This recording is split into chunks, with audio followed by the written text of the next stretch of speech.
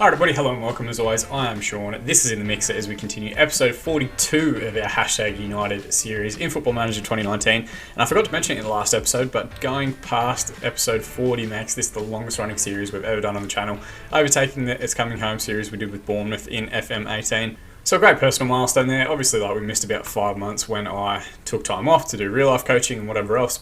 So we should be further ahead, but let's still just celebrate the milestone anyway. An episode late, which is kind of typical in the Mixer fashion, really. So checking back in, I think last episode we were struggling a fair amount and played the 3-1 win against Stockport and then a 2-2 draw with Billericay. And really that's kind of signalled a turnaround in our form a little bit. We did then follow it up with losses and draws, but then the game against Boston, something just kind of clicked for us, and I'm not sure if it's because a lot of the young players that hadn't really played senior football before just started getting more comfortable at the level, but we've managed to balance out and get a fair amount of wins to see us shoot right up the table. So since the 1-1 draw with Port Vale, we've won 11 out of our last 14. The loss came against Dover, 1-0. It could have really gone either way this game. We just weren't at our best. 1-1 draw with Wrexham and then a 0-0 draw in the FA Trophy, which in reality we should have done a lot better with. Now the league is all over the place because everyone's played different amounts of games for some crazy reason. Chester is still on top, 21 games played, 43 points, 10 points clear of us. But after their red hot start, they have kind of balanced back out a little bit. Now have 4 losses and 4 draws to go along with their 13 wins. Salford, for whatever reason, have always been 3 games behind us. They're still 2 games behind us on 36 points. If they win their 2 games in hand, they're potentially on 42 and right behind Chester. So there's definitely kind of a tier to those guys at the very top, Chester and Salford, and then everyone beneath that. And then it's super tight there as well. We're currently sitting in 5th on 33 points. Billericay are in 4th with 34. Actually, I should probably start from the top. In 3rd, Port Vale, 36 points. Played the same amount of games though, so we know we're on level pegging with them really. Billericay, 34 points, 21 games played, 1 point ahead of us. We're on 33, 21 games played. Aldershot, who we're actually going to play in this episode, have a game in hand on us and are also on 33 points, but with a worse goal difference. And then Hartlepool and Boreham Wood in 7th and 8th respectively on 31, and only 2 points behind that, Newport County on 29, FC United on 28, 4 teams on 27. Ebbsfleet are on 26 in 15th, 16th is Wrexham with 25 points, so there's only 11 points separating 2nd all the way down to 16th, which might seem like quite a bit, but given how form can quickly turn and given how many different games everyone seems to have played at this point of the season, it's actually not that big a difference. Like Tranmere are currently in 14th, if they win their game in hand from 20 played, they'll jump straight up into 9th spot and be 1 point out of the top 6, or top 7, the playoff positions. The other real success that we've got here, and you can kind of see it already, is that we've continued to play our first team in cup competitions. Previously, we had been rotating as much as possible for the cup competitions, getting our squad players in there, trying to get them the minutes, trying to keep them happy. Haven't done any of that this season. We've played our best lineup whenever it's been available, which sees us through to the 2nd round of the Emirates FA Cup, and still in the 1st round of the Build-Base FA Trophy, which is great because it's given us additional prize money that we weren't necessarily expecting. You can see there was a big spike here back in January of 2022 when we actually made 53k in a month because we got some prize money, and we've had a similar spike recently in November, 44k, and we've also got additional cup games to come that if we get through those, we might actually make it through to the 3rd round of the FA Cup, which would see us potentially get drawn against a Premier League side, which could be a massive money spinner for us, even if it's an away game. We'll get a whole ton of money. It might get selected for TV, it might increase ticket revenue, it might increase our fan base. If we go back to the team stats and stuff breakdown here on the first page, we have the worst average attendance in the league with 541. It is about 1,000 less than the nearest team to us. And I don't know why that is. We're into season 7 now. We've won most of the divisions as we've come up. We're in a highly populated area in the north side of London. So I don't know why fans aren't coming to the games, considering our success anyway. And we know from #United, if they were to go up the divisions like this with their YouTube popularity, they would have way more fans at their ground each week. But I guess part of that is that we still don't have our own established home, we don't have our own ground, we're still renting the hire from Barnet, and potentially those next steps that we take will elevate us to that next level. Now, the other thing that I do want to call out that has been super positive in the last 10 games or so is that we are hanging in with most of these full-time sides. If we do get promoted into League 2, you move to full-time contracts, professional contracts. I don't know what that's going to do to our finances. It's probably going to send us a long way in the wrong direction, but it might also increase our TV revenue. It might also increase our kit sponsorships, investment from whoever else in terms of our income streams, which might actually help a little bit. I don't see our wage budget changing that much. I don't see us having a transfer budget. But if we can get to full time, there's a whole lot more I can do in the free transfer market to try and bring in those higher quality juniors that we haven't been able to get to the club so far. Now, you may be wondering, how have you turned your form around? You were shit earlier on in the season. You were complaining last episode. Essentially, what we've been doing is changing our mentality based on who we're playing and where. So, for example, we did okay in that last episode. I continued on, played a few more games, and then we got to the game against Boston United at home, and they were actually flying at the time. They're struggling again now. So we switched to our cautious mentality. We did the same for the games against FC United and Newport County, because they were, I think, like 4th and 5th in the division at the time, and we were sitting around 17th. Switching to cautious, it kind of took them off guard, I think. I think they'd scouted us expecting us to be positive, and then when we had that cautious mentality, it took them by surprise. Now, we were backs to the wall in a lot of these games, just like fighting to maintain leads, whatever else. I left it again for the away trips to Dover, and then I kind of realised, hey, we actually need to go on the front foot against teams lower than us, or teams doing worse than us in the division. Like Dover are 22nd, I think, in the league, but managed to beat us because we were playing too defensive and playing too cautious. So when we played the AFO Trophy game against Cinderford, who are a lower division team, we switched to our attacking mentality. Same for the game against Cambridge. Harrogate, we played at home and just did our regular positive one. Leyton Orient away, they're struggling in the league, but they are a massive club, so we played cautious away from home. And then I think we switched to positive in the second half and had a big comeback win after being a goal down at half time. And then we did the reverse in the actual conference fixture, where we started positive and then switched to cautious to try and protect our lead after being 3-1 up at half time, I think it was, or 3-2 up at half time. Or I think we went 2-0 up, and then they made it 2-2. Then we went 3-2, and I went to cautious, and we went 5-3 up, and then they pulled another one back, and it finished 5-4. So a crazy game there. And we have had a couple of draws since, but a lot of that is due to fatigue. You can see here, like we played Leyton Orient twice in a week. We played Kidderminster twice in a week. We played Worthing twice in a week due to a cup replay. Like I've just had deja vu in all these games, playing the same opposition again and again. But I'm glad that we're actually going to have a bit of a split today and do Forest Green and Aldershot. 2 games at home, 2 games at the Hive. As far as the squad is concerned, we've only brought in one player, Taylor Dennis. He was a free agent. We spoke about him briefly in the last episode, ex-Everton Junior. He's come in goal and has really high potential, 3.5-star current ability. He's doing fantastically well so far. Previously made first-team appearances about 12 months ago in the Championship, which is fantastic. And he's done all right. Because he's come in, we're actually looking to get rid of Scott Gibbons. You'll see that there's a lot of people resting here. We'll talk about that after the first game, but Scott Gibbons is going to move on because he can't be the first choice goalkeeper. He's joining Coventry on the 1st of January. It's a free that he's going for, so we're just freeing up some of that wage budget. We are still trying to get rid of the likes of Ricky Evans, Theo Baker, Charlie Morley, Daniel Adji. Charlie Morley's been wanted since 2 years ago when we stopped playing him, I think. But no one's come in and been able to get him in with his £300 a week wages.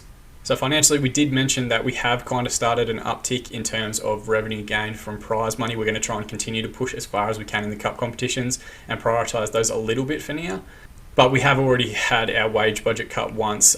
We had, I think, about 7k when we finished off in the last episode. It got reduced down to 6.1, which means we're currently 6.455 over that wage budget as things currently stand. Most of the squad is locked into 2-year deals. The only 2 that are probably going to leave at the end of the season are George Uri and Luke Austin, who aren't really playing at the moment anyway. We might look to push on some of the guys down here as well that are kind of getting declining ability because they're not playing that often. Otherwise, though, things are good. Everyone's locked in. Everyone's turned around and is relatively decent form. We're settled into our tactic. We're settled into our instructions. And we're doing really well to rotate between our positive, cautious, and attacking mentalities when we need to for each games. So I think that's more than enough talking for me to catch you guys up. Let's jump forward to the game against Forest Green. Alright, looking at the 2 lineups here, let's first start with theirs. There are a couple of ex-West Brom players in there, a couple of ex-QPRs, so there's still some real faces in there, but we are slowly seeing most of the teams now being taken over by new gen players. They're playing a 4-3-3, which we have actually done all right against. There's a 4-2-3-1 we can sometimes struggle with, and there's also a flat 4-4-2, ironically enough, that we struggle against sometimes as well. So I think we'll be okay against the 4-3-3. We are, of course, going with our 4-4-2 hashtag formation. Dennis in goal, it'll be the first time you guys have seen him. Waring and Fitzpatrick as the fullbacks. Downing and Norman as a central defensive partnership. They've improved tremendously. Downing has actually jumped a full star on his pre-season potential or pre-season current ability. White and Hyam will play as our two midfielders. Hyam has taken back that deep line playmaker spot from Bobby Sargent McGee, and he's been our best player so far this season. O'Neill and Kiembe will play on the wings. Kiembe's rotated quite a bit with Valeriano Rodriguez, depending on form and fitness and injuries and all that sort of stuff. Richard Thrakai, Dick Thrasher, I call him, will play at the 10. He's been our highest average rated player throughout the course of the season. And Keith Mear, our leading scorer, will lead the line up top. Really, our struggles at the start of the season were because those two weren't finding the back of the net with enough regularity. They've kind of resolved that now and are playing a lot better. So hopefully they can continue that on today, and we might actually just give them a little bit of a nudge and just say, I have faith in you, get out there and make a difference. And they both responded positively. So kick off against Forest Green. Forest Green, if you aren't already aware, do some pretty awesome things at a League 2 level in the real life at the moment. They like the vegan club, like all their canteen food options are vegan foods. They've got the carbon neutral stadium, which is made out of lots of elements of it are wood and renewable energies. So lots of solar, lots of recycled water storage. There's a whole bunch of really cool things that they're doing at their club that hopefully other clubs will start to catch on with as well. White's got the ball now at the top of the box and switches it over to Waring, tries to get it into O'Neill, cut back to Mear, 18th goal of the season. We're still only in November, I think it is. Fantastic return from him. He'd be getting pretty close to a goal to game ratio at the moment. He's probably a couple of games off that, but he couldn't be far from 0.8 goals to game ratio, and that's an excellent near post run, an excellent near post finish, and O'Neill is continuing to perform above his current standing in terms of assists and chances created. So an excellent start. Fitzpatrick now the free kick. He has been training him, but that one just fades away from the near post. Keeper wasn't going to get to it if it was on target. Right, they've started with the deep ball. It's a long one forward into the corner. Got there very easily. Thankfully the cross was fairly shit. Ball comes back out to Melbourne, the fullback. Simpson with a deep one in. And has that just given a penalty? Who gave it away? Kiembe pushes Adam Waters. Kiembe is a defensive liability. Well, let's see what Dennis can do for us in goal. It's going to be Lee to take. And it's a great save from Dennis. Absolutely phenomenal. What a hero. Just gets across, pushes that one at full stretch all the way around the post. I wish he got 3D. Hang on. We should get away this corner before I start talking shit. I wish you got 3D replays of massive moments like that. I know you can set it, but at the moment I've just got goals, I think, going in. I'm concerned that this highlight continues and the ball hasn't cut away at any point. Stubbs with the ball over the top, and thankfully that's the end of the highlight. What a fucking hero moment there from Taylor Dennis. On his debut, first guys you guys have seen him. So not his debut for the club, but debut on the YouTube series. 30 minutes in, we're going to use our demand more shout and see how everyone responds.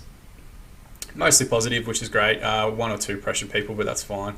I've also been I'm very formulaic with my team talks and shouts and stuff. I've been trying to integrate the praise one in a bit more. If you're 30 minutes into a game and 2-0 up, just praise the team. And it seems to be doing a lot better than consistently demanding more of a team that's already winning and already excelling in the game. Fitzpatrick now with a deep free kick towards Dick Thrash, and that is a fantastic header. I'm pretty sure he's just looped that one over the keeper and into the far post. 13th goal of the season to him, which is excellent because I think he had 2 goals after 10 games. So definitely in a purple patch of form. Probably getting used to his role. It's a good header, and the keeper can't do much about that other than go back home, eat his Weetabix, try and grow an extra foot. So despite going 2-0 up, looking around the grounds, we're still going to be sitting in 5th spot because the other teams are winning as well. Port Vale have moved up into 2nd, but keep in mind Salford still have 2 games in hand. Billericay are also winning their game, so they're on 37. Right, so going half-time at level pegging, we've had 6 shots, 2 on target, and 49% of the ball. They've had the 51% share. So a very even game, other than on the score sheet where we're 2-0 up. They did, of course, miss that penalty. I'm just going to say I'm very happy with the way things are going. Keep it up, lads. No need to complicate it any further. We are 2-0 up against the team 22nd in the division. Deep free kick for Fitzpatrick again towards Downing, and he's clipped that one in for his first goal for the season and first goal for the club as well. Well deserved. His improvement this season, or his improvement in the last 10 games, has probably been as big a jump as I've seen so far in this series. Starting to really make good on some of that potential. And I think it's just games are all I can give him. But if we eventually do get professional and have full-time training, a lot of the players that we have that have high potential are going to start fulfilling that a lot more because they'll have more training sessions, better standards of coaching, more time spent at the club. All right, now gone. We're just going to make one sub and we're going to bring on Bobby Sargent McGee for Jacob White. I nearly called him Bobby White. Jacob White in midfield, just because he's struggling to pick up a bit of fitness. Fitness has probably been our biggest issue so far this season. We'll go through that after this game. A lot of the young players are struggling with the amount of games that we've played in quick succession, and everyone's responded positively to the team talk as well, using our Goat Creative shout. Deep free kick now from Simpson. It's towards back stick, and there's pinballs around, and I think it's Hebniak. I don't know how you pronounce that, but he's poked one home to make it 3-1. And just makes it a little bit nervy. There was too many men back post unmarked. All of our guys gravitated towards the front stick. And unless the keeper's coming out, you need to really track the men. Deep free kick from Fitzpatrick again. It's headed back out, but only as far as O'Neill. Out to Downey. There's a man further over if you can find him. Hyam now with the crossfield switch towards Fitzpatrick again on the left-hand side. Deep ball across towards O'Neill, back stick, and he gets his strike away very well, but the keeper does well to get a hand to it and push it back out, and the defence clears. So Fitzpatrick's been working on his free kick routines, because he's the only one over 10, I think, that we have for his shots on goal. And we've also had Keith Mear working on his penalties, because he scored 4 penalties, I think, but missed like 2 as well at critical times when we really could have used them. So, alright, last highlight surely in the last 30 seconds. We've got a short corner here taken by O'Neill, cross to Hyam, who never wants to shoot from the top of the box there. It's headed away. Should be tidied up now. No, instead Mear has wandered offside and given away a free kick, and I dare say that's going to be the last highlight. The referee calls full time. A good 3-1 win. Would have been nice to get a clean sheet, but that's not the way we've been this so far this season. 41 goals scored. We have scored the most in the competition so far, but I think we have like the 17th best defensive record, so that's our key area for improvement, obviously. Very happy with the result and the way you played. Just wanting to keep morale up as high as possible. Hashtag United cruise to a 3-1 victory. Kieran Fitzpatrick at 8.7 with his 2 assists gets the man of the match rating. Go and tell him he did very well, and hopefully he'll respond positively. He does, which is great. Now the big one that I need to show you guys is the fitness concern. So we've got 6 players that are jaded and could do with a rest. The way I've been managing that, we just don't have the quality to rotate that much. Like the guys that are coming in, they're nervous, they're not suited to the roles, it's all that sort of stuff. I haven't built the best squad in terms of overall squad depth.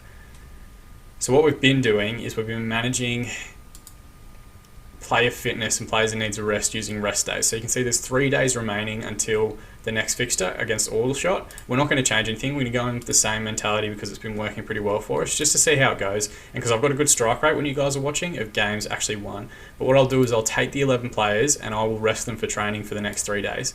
Now it's a little bit of a glitch, it's a little bit of an exploit, but we don't have training scheduled for any of these 3 days because we're a part-time club. If we were full-time, we'd have stuff on each day. But because we're part-time, we have nothing, but you can still rest them for those days and they will get a little bit of a boost to their conditioning. So by resting them, hopefully they will get a boost to their conditioning, get themselves up around 90-95% fitness and be fine to get through the next game against Aldershot.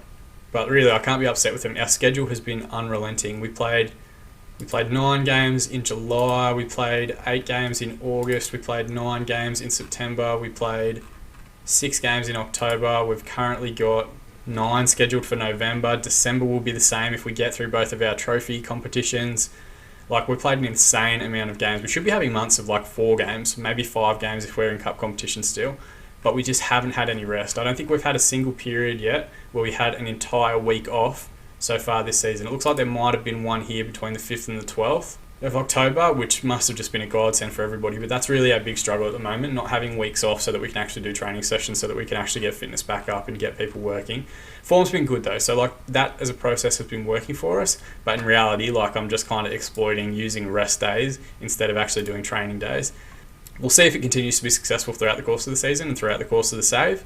And the best example we can use is the game against Aldershot. Of course, magic of editing, we're going to jump ahead to that now. Alright, so they are similarly playing a flat 4-3-3. Ioma is a player that we looked at back in the day when we were trying to bring in Tottenham players. He looked like a beast at right fullback.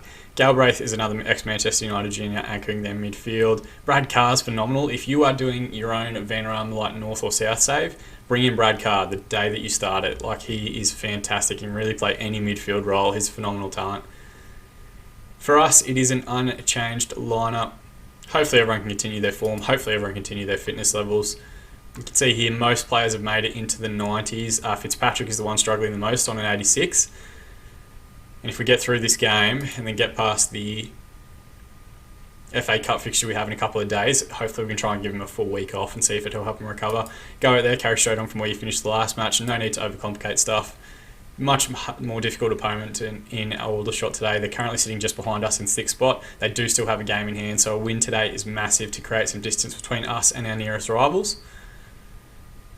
And I'm hoping that as we get through Christmas, get into January, get into the new year, have a bit more distance between our games, there'll be some gaps that will start to appear between the different teams in the table, so that we're not under the same amount of pressure in terms of having to get 3 points every single time out. Like, it'd be nice to have a bit of a buffer so that if we do drop points or a draw or a game or whatever else, it doesn't impact our league position as much as it currently would. Alright, throw in here, Roberts to take, goes down the line to Cowburn. It's a deep ball across towards Vale, and he's hit the post, and Warren gets it away. It's still in there, and thankfully it eventually just squeezes its way out for a goal kick. So they've been on top in the opening exchanges, a free kick and then a throw-in routine working shot. First highlight for us here, Waring with the ball. It might not even be a highlight for us. I've got to stop doing that. It's a deep ball across. One's wide at the top of the box, and his strike is just past the near post. If he had aimed far post, then it would have curled away from the keeper and potentially into the top corner. Hey, but at least we've done something. I shouldn't complain. And we're about 30 minutes in, so we're also going to use our demand more shout just to kind of give everyone some focus in the lead up to half time so we don't concede.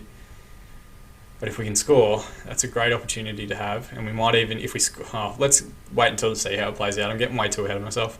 Vale now with a free kick again from deep. Dennis does very well. He has been probably our player of the episode with that penalty save in the first game and plucking that one away. Plucking that one away? You pluck it out of the air and then you clear it away, or punch it away, or get rid of it. Alright, we're going to half time. They've had 10 shots, 3 on target and 47% of the ball. We've had 5 shots, 4 on target, 53%. We're going to go into the dressing room. We're going to challenge them to go out and prove a point. So let's passionately say it's a great opportunity to show all the pundits they've been right to back you up. I'm also going to change up our mentality. Now, I've been trying to do this on a more regular basis. We haven't done it going into either game, but I'm going to move to our cautious mentality. It is a little bit more direct. It does try and get the ball up front to Dick Thrash and Keith Meir a little bit quicker, but it is lower intensity. So like there's less midfield running and less midfield support. A lot of it's like long balls out early, balls over the top, that sort of thing. I'm going to try it and just see how we go in the next 15 minutes. We can always shift it back to positive, or if disaster strikes, move to an attacking mentality. But it just gives Aldershot something different to deal with because they're kind of on top in terms of the highlights that we've seen and the shots that they've had. Alright, we're going to make 3 subs. We're going to bring off Keith Meir because he's struggling. It's basically just the 3 guys that have got the worst match ratings so far. So it's going to be Meir, O'Neill and Kiembe coming off. Sergeant McGee, he's not suited to it, but we'll put him on the left wing. He's a left-footed player. Chadwick on the right and Chandler up top. We'll see Dick Thrash move to the advanced forward role, which is actually his preferred role. And Chandler will play as the deep line. I think there's a lot more to come from you guys. I'm going to confirm the talk. There's been no highlights since we made this transition to the cautious mentality, but I am also at the same time going to use our shout and say get creative and see if that can. It usually goes one of 2 ways. Either our team will respond positively and we'll see a highlight for ourselves really quickly, most are inspired, or we immediately see a highlight for the opposition and they score. There's no in between this season. So as things stand around the grounds, there's a couple of results that are actually going our way as well. If we were to find a winner here, we'd move up into 2nd spot on goal difference. If Aldershot find a winner, they're going to move up into 2nd spot on goal difference and with the game in hand on Port Vale. So there's a highlight here. It's Dennis with a long ball forward. White goes up to challenge it, falls to Heim. Chadwick's got time and space on the right. He just needs to carry the ball. He does now. He's got an overlapping run. Finds Waring. Can he get the ball across? It's a deep one in. It's headed away, but only as far as Chadwick. White's got a 1v2. Finds Chandler in the middle. Can he find the finish?